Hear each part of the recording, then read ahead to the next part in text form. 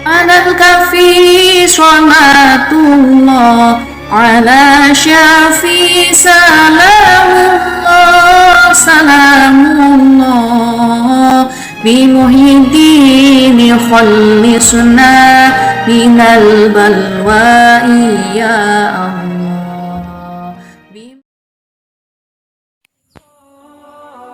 Karomah wali Allah Kiai Hamid Pasuruan sudah wafat masih ceramah dan membangun pesantren. Alkisah dahulu di Jawa Tengah, tepatnya di daerah Klaten. Di dalamnya terdapat suatu kampung yang warganya pernah mengalami kejadian aneh yang sempat membuat semua warga di dalamnya merasakan rasa ketidakpercayaan atas kejadian yang dialaminya. Berikut ceritanya, dalam satu komunitas masyarakat, baik di daerah, di kampung, pedesaan, kecamatan, kota, maupun provinsi, pasti mempunyai orang yang dipercaya oleh penduduknya sebagai orang yang mumpuni atau pandai akan ilmu agama, atau dengan kata lain, orang tersebut biasa kita panggil sebagai tokoh masyarakat. Nah, pada suatu ketika, tokoh masyarakat di daerah Klaten yang bernama Fulan, bukan nama asli, tersebut kedatangan tamu dari luar kota. Tamu tersebut bernama Kiai Hamid. Setelah berbincang-bincang dan mengutarakan maksud kedatangan si tamu ke daerah tersebut, Kiai Hamid langsung menjalankan misinya sebagai seorang dai, yakni berdakwah. Misi Kiai Hamid sebagai seorang mubalik kian hari berjalan dengan lancar dan menunjukkan perkembangan. Dalam sederetan agenda dakwahnya, beliau memulainya dengan mengadakan pengajian rutinan yang diikuti oleh warga sekitar yang bertempat di masjid di daerah tersebut. Semakin hari pengajian Kiai Hamid mampu menarik warga setempat untuk selalu mendatangi pengajian yang dibinanya. Setiap minggunya bisa dibilang jumlah jamaah yang hadir dalam pengajian tersebut terus bertambah hingga melebihi kapasitas ruangan dalam masjid tersebut. Hingga beberapa bulan kemudian, jumlah yang mengikuti pengajian Kiai Hamid meluber sampai ke pelataran masjid. Melihat jamaah pengajiannya begitu banyak dan juga mendapat respon baik dari warga setempat, akhirnya muncullah keinginan Kiai Hamid untuk membangun sebuah pesantren di desa itu. Beliau mempunyai anggapan, mungkin sebagian warga suatu saat akan mengirim anak-anak mereka untuk mengaji dan menimba ilmu di pesantren orang yang belum lama mereka kenal dan menetap di sana. Alhasil pesantren yang dibangun Kiai Hamid perlahan banyak didatangi anak-anak warga setempat untuk nyantri. Dengan dibantu tokoh masyarakat yang menjadi orang pertama yang dikenal Kiai Hamid sekaligus yang banyak membantu dakwah beliau di daerah tersebut. Sesuai dengan amanat yang diberikan Kiai Hamid kepadanya, dia mengelola pesantren itu dengan baik. Melihat keadaan pesantren yang semakin hari semakin membaik, pesantren pun pada akhirnya dipasrahkan kepada tokoh masyarakat tersebut. Beliau juga berpesan agar selalu menjaga dan merawat pesantren yang didirikannya itu dengan baik. Di tengah-tengah semakin banyaknya santri yang mengaji di pesantren tersebut, tanpa bilang sepatah kata pun dan hendak kemana, Kiai Hamid pergi begitu saja tanpa memberi kejelasan kepada tokoh masyarakat tersebut dan warga setempat.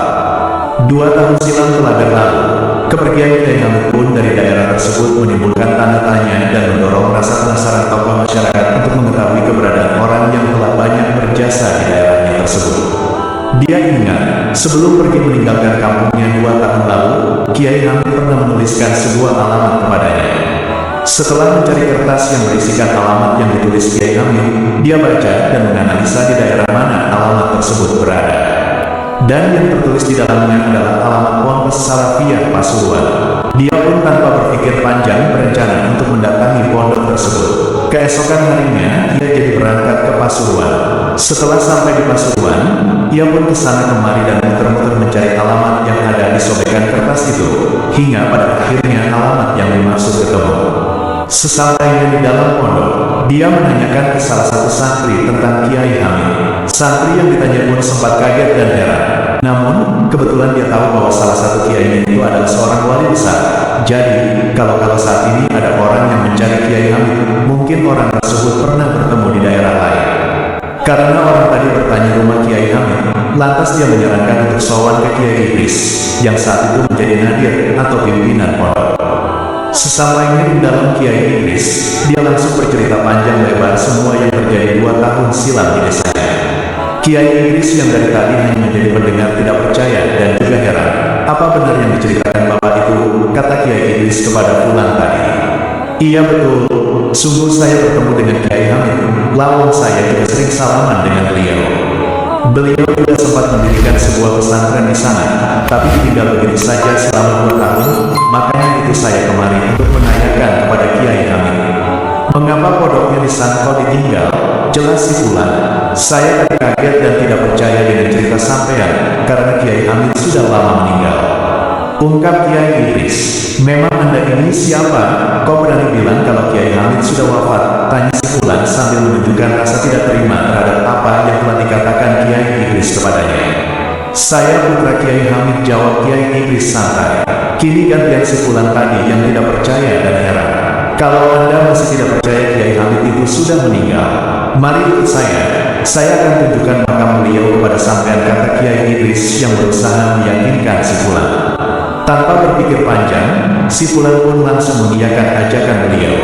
Berangkatlah keduanya menuju makam Kiai Hamid yang bertempat di komplek pemakaman di belakang Masjid Jami Al-Anwar, Pasuruan. Itu makam abah saya, kata Kiai Idris sambil menunjukkan makam Kiai Hamid. Si Fulan pun tidak percaya dan heran. Baru setelah menghampiri makam yang dimaksud dan membaca sebuah nama yang tertera di batu nisan makam Kiai Hamid, dia akhirnya mempercayainya. Tak lama kemudian dia menangis sejadi-jadinya, mulai jam 8 pagi sampai jam 5 sore di depan makam Kiai Hamid. Setelah puas menangis di depan makam Kiai Hamid, dia pun pulang dengan kabar yang sulit untuk dipercaya orang-orang di kampungnya, yakni Desa Klaten. Sesampainya di kampung halamannya, keesokan harinya dia mengumpulkan warga yang dulu sering mengikuti pengajian Kiai Hamid untuk menyampaikan kabar yang dia bawa dari Pasuruan. Warga pun datang berbondong-bondong datang ke masjid untuk mendengarkan kabar keberadaan Kiai Hamid yang telah menjadi tauladan bagi mereka. Setelah semuanya berkumpul, ia pun menjelaskan kanitahan yang dialaminya di Pasuruan. Anda semua boleh percaya, boleh tidak. Yang penting berita yang saya bawa ini benar adanya. Si tokoh mengawali pembicaraan kepada para warga. Lalu dia melanjutkan, sesungguhnya Kiai yang selama ini menjadi imam pengajian kita, yang sempat Anda semua dan saya salami dan mencium tangannya, yang telah mendirikan pesantren di desa ini telah lama meninggal. Artinya, selama berada di sini Kiai Hamid tersebut sebenarnya sudah lama wafat. Mendengarkan berita darinya, warga pun langsung geger dan banyak yang tidak percaya. Lalu untuk menjawab teka-teki yang sedang berkecamuk di tengah warga tersebut, dia menawarkan diri untuk mengantarkan mereka semua ke makam Kiai Hamid. Baiklah, kalau Anda semua masih tidak percaya, silakan kalian menyobas untuk pergi berombongan ke makam Kiai Hamid di Pasuruan, dan saya yang akan menjadi pemimpin rombongan sekaligus penunjuk arah. Bagaimana tawarnya? Semua warganya pun langsung menyetujui tawaran tersebut. Jadilah rencana mereka untuk pergi ke Pasuruan.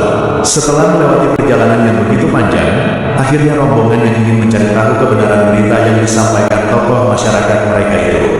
Sampailah mereka di depan alun-alun Pasuruan. Tak lama kemudian mereka langsung dikirim oleh ketua rombongan untuk menuju makam Kiai Hamid. Setelah sampai di area pemakaman tersebut, si Fulan tadi langsung berjalanan menuju area pemakaman yang berada di dalam, dan langsung menunjukkan makam Kiai Hamid. Itulah makam Kiai Hamid, katanya sambil menyuruh warganya melihat lebih dekat lagi dan membaca nama yang tertera pada batu nisan tersebut. Seketika itu semua rombongan yang diikuti seluruh warga kampung di Klaten itu menangis sejadi-jadinya. Tangis mereka menandakan rasa sedih yang begitu mendalam, sekaligus merasa heran karena sang kiai yang selama ini memimpin pengajian mereka, yang sering mereka cium tangannya, ternyata sudah wafat beberapa tahun lalu. Subhanallah, kejadian di atas, kalau kita pikirkan dengan logika pasti tidak akan sampai. Tapi, yang mengalami adalah seorang wali, yakni kekasih Allah. Dan kisah di atas menunjukkan atas kekuasaan yang dimiliki Allah. Kita harus percaya semua itu, karena yang mengalami adalah seorang wali, orang yang taat dan selalu dekat dengan Allah. Jadi, kalau dia bisa terbang atau bisa mengalami hal di atas, itu semua keistimewaan yang diperolehnya atas ketaatannya kepada Allah. Mari kita mengirimkan doa kepada beliau. Al-Fatihah. Jika Anda menyukai video kami, jangan lupa untuk berlangganan, menyukai, dan memberikan komentar. Nyalakan loncengnya agar mendapatkan notifikasi dari video terbaru kami. Terima kasih. Jadi, itulah kisah atau sejarahnya. Semoga kisah ini bermanfaat, dan mohon dimaafkan jika ada ketidakakuratan dalam penyampaian. karena kesalahan tersebut berasal dari saya pribadi sebagai manusia biasa. Sampai jumpa di kisah-kisah menarik yang penuh makna berikutnya.